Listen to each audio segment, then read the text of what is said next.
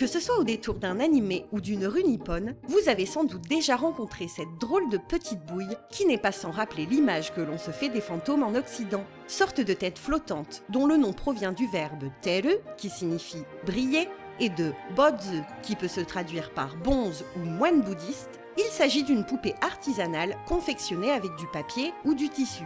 Le teru bodzu s'accroche aux fenêtres des maisons les jours de pluie car il aurait le pouvoir, selon les croyances nippones, de faire revenir le soleil.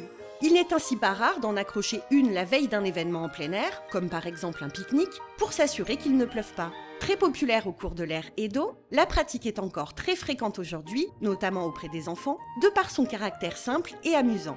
Mais à l'instar des comptines de notre enfance, où il est d'usage d'ébouillanter une pauvre souris verte pour la changer en escargot tout chaud, la légende à l'origine du teru bodzu est pour le moins sinistre. Elle se présente comme suit. Un moine bouddhiste se serait un jour présenté dans un village ravagé par une trop longue saison des pluies et aurait promis d'y faire revenir le soleil. Mais hélas, les jours passèrent, mais le beau temps ne revint pas. Les villageois excédés vinrent à sa rencontre et lui reprochèrent de n'avoir pu tenir ses engagements. En guise de châtiment, il fut alors décidé que le moine soit purement et simplement décapité.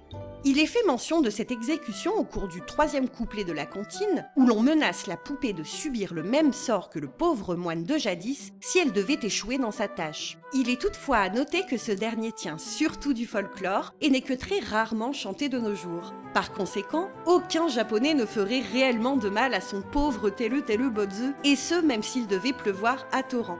L'usage veut également qu'on lui chante une comptine, aussi appelée warabe uta, ou chanson enfantine, et qui tient lieu de petites prières. À présent que vous en savez un peu plus sur les origines et la pratique du teru bodzu, que diriez-vous de passer à sa confection? Dans ce tuto, nous allons réaliser 2 versions de la poupée, l'une en tissu et une seconde un peu plus simple, avec du matériel que vous avez sans doute tous dans vos placards. Allez, c'est parti!